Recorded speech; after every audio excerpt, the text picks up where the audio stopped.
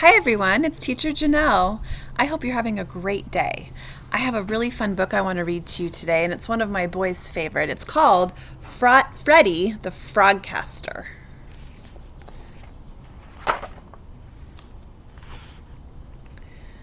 Blue skies, puffy white clouds, sunshine with a light breeze. Ah, perfect weather for lily pad hopping in the pond near Freddie's house. Freddie liked rainy days, too, splashing in puddles, listening to the pitter-patter on the roof. Snowy days were also a lot of fun. A day off from school to build snow forts. The air so cold Freddie could see his own breath. Hot chocolate sitting in front of a toasty fire. All kinds of weather made Freddie happy. But what do you expect from a frog who loved weather?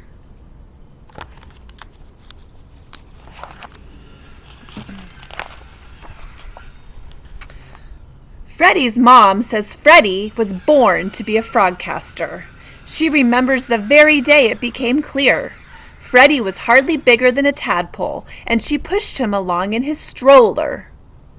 He pointed to a big gray cloud and said, "Rain." It was his very first word. And he was right. Mama Frog barely had time to push the stroller home before it started pouring. From that day on, Freddie and his mom watched Sally Croaker, the chief frogcaster on the Frog News Network, every morning. Sally was the best meteorologist in town. Everyone relied on Sally's forecasts to plan their weekends, trips, and events. That was an interesting word, meteorologist. Does anybody know what that is? A meteorologist is somebody that helps forecast or tell us what to expect about the weather, whether it's going to be warm or cold or rain or sunny. As Freddie grew, he kept his eyes on the sky, watching the clouds for clues about what the weather would be like each day. Some days there were big heaps of puffy white clouds that looked like cotton candy. Sometimes the clouds looked flat and hazy, like a gray blanket covering the sky. Some clouds were wispy and curly, kind of like a horse's tail.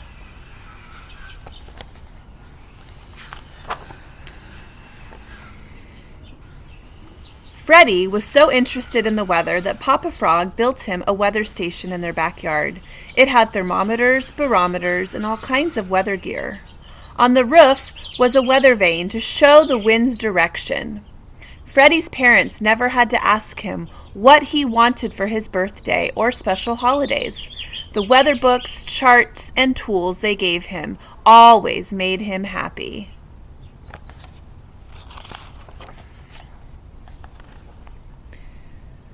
Freddie started each day by gathering weather clues. He watched the clouds, of course, but he also paid attention to clues like temperature, barometric pressure, and humidity, too. Then he ran back to the house to watch Sally's weather forecast to see if his predictions were right. At first, Freddie's mom thought all this weather watching was cute, but Freddie was right so many times that Mama Frog couldn't help but boast to her friends about Freddie's amazing weather predicting abilities. Before long, the whole town knew about Freddie's frog casting ways. Just like we like to make predictions about what's going to happen next in a book, you can also make predictions about what's going to happen with the weather based on the clues you see. One day at school, Freddie's friend Holly Hopper was worried that it would rain on her birthday and ruin her outdoor party. Their teacher, Mrs. Fabian, said, "Why don't we ask our very own Frogcaster for help?" Mrs. Fabian handed Freddie her chalk, and Freddie drew the forecast on the blackboard. He explained how a high-pressure system was hovering right over Lilypad. This meant the weather should be sunny and warm for the next few days. Hooray! The whole class clapped and cheered when Freddie finished his report. He was excited and very happy when Holly invited him to her party. Then, one day, something happened that changed Freddie's daily weather routine. Sally Croaker, Freddie's favorite TV frogcaster, had 3 little tadpoles. While Sally was out on tadpole leave, the Frog News Network hired a new frogcaster to fill in. Her name was Polly Woggins. And boy, oh boy, was she a hit. Every group in town invited her to come speak at their meetings, from the Salamander Society and Leaping Lizard League to the Frog Masons and the Bullfrog Ballet. All her special appearances kept her hopping from dawn to dusk. All that attention was great for the news network. Even more frogs tuned in to see the Frogcaster in action. But Freddie started to notice a change in the forecasts. It seems like Polly was so busy making all her celebrity appearances that she didn't have time to watch for weather clues. Several days in a row, Freddie's forecasts were more accurate than Polly's. Some days, Polly didn't even have a forecast. Mother Nature is being tricky. It may be sunny or it may rain. Who knows? It might even snow. Be prepared. Frogs were hopping around town, juggling their umbrellas, sunglasses, and mittens. That way they'd be prepared for any type of weather.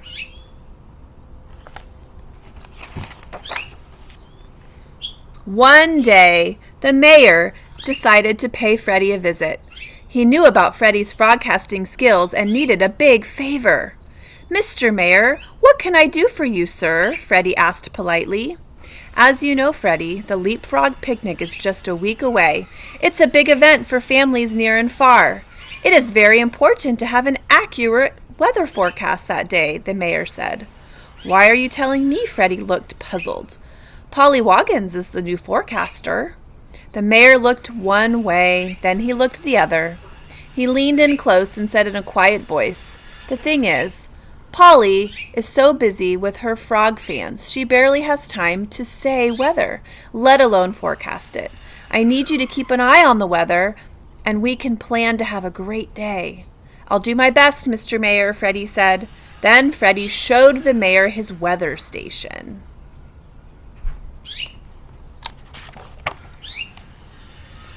As Freddie led the mayor out to the backyard and explained the weather station.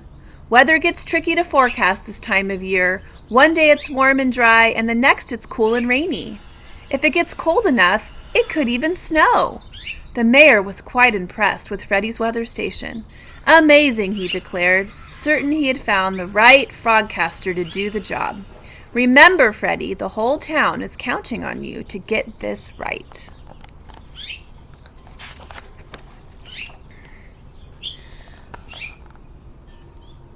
Freddie wasn't about to let the town down. Every day he checked and rechecked all the weather clues, at least 3 times. Things were looking fine until the day before the picnic. If the cold front moving in from the west mixed with warm air blowing in from the south, it could bring fierce thunderstorms. Freddie knew thunderstorms and picnics were not a good combination, and not just because it would soak all the fried cricket sandwiches. It could put the frogs in real danger. Freddie was worried. Polly Woggins hadn't mentioned a word about rain in her last report.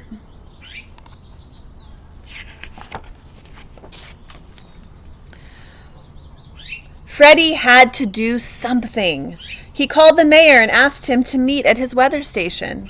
But when the mayor arrived, he wasn't alone. Freddie's favorite TV frogcaster, Sally Croaker, was with him, with her tadpoles in tow. "I heard you needed a little help," she explained. With no time to waste, Sally and Freddie started checking for clues about that cold front coming their way. "Mr. Mayor," she finally said, "Freddie is right. There is a big storm on the way." "Quick, turn on the TV," said the mayor. "Maybe we can get word to Polly in time for her last forecast."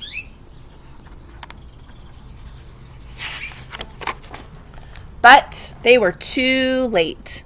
Polly was signing off, promising her viewers, "Be prepared for perfect picnic weather tomorrow."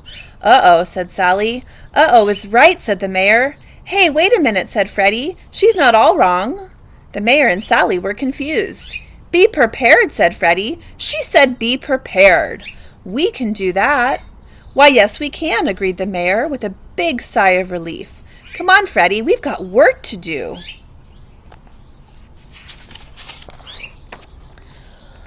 The big day started out fine, sunny and warm. All the frogs were playing and laughing, diving into the lily pond and dozing off in the warm sun. Right before lunch, though, things started to change. The fluffy white clouds turned gray and lumpy. There was a chill in the air, and the wind started to howl. Loud noises sounded in the distance. Big, big raindrops began to fall. The mayor grabbed a microphone and said, "Please move your family and food to the Frogtorium. I repeat, everyone head to the Frogtorium now." Freddie held up a big white sign with a red arrow pointing to the fleeing froggies in the right direction.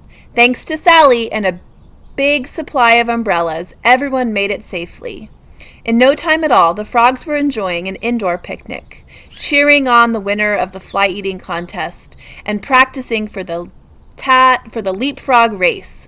Happy frogs were nibbling on food piled high on the big tables that Freddie, Sally, and the mayor had set up the night before. They had taken Polly's advice to be prepared and were ready for the rain.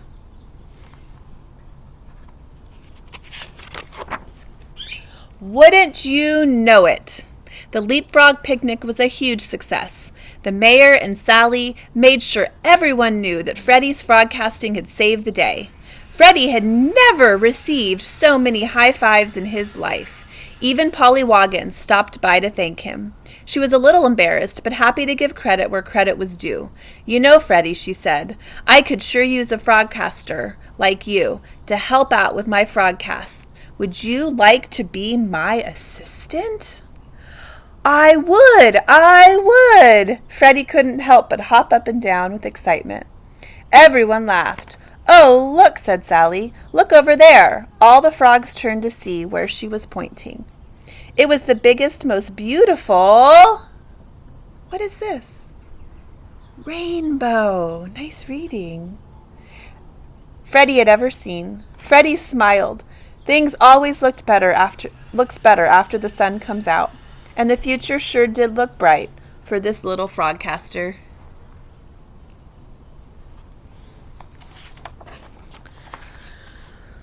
Well, boys and girls, just like in that book, Freddie noticed a lot of interesting things happening with the weather. And since we've been away from school, we've had a lot of different weather in our area. It's been sunny some days, it's rained some days, it's been really windy some days, and some days it's been really calm. One thing that's really fun to do while you're home is to help track the weather. Check in to see how the weather is doing.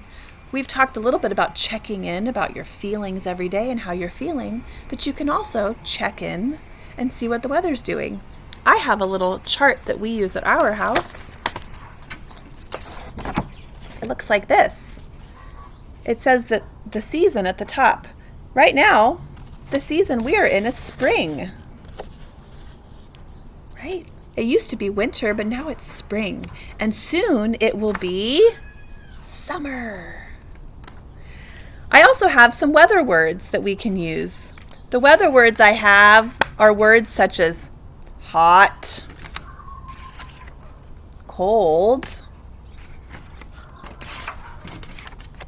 and warm. As I'm sitting outside this morning, it's not really cold, it's not really hot, it's pretty warm actually, kind of in the middle. I'm going to put that up here. I also have some other words such as windy, cloudy, sunny, snowy, or rainy. And as I look around, today it's actually very sunny. Just like your feelings change throughout the day, the weather also changes. Sometimes it's really cloudy in the morning when you first wake up, and then by the middle of the day it's quite sunny. If you decide that you want to track the weather at your house by writing some of these words on a piece of paper, I'd love to see it posted on our class Padlet, or I'd love it for you to email it to me. Teacher Janelle misses you so much and looks forward to seeing you again soon. Bye-bye.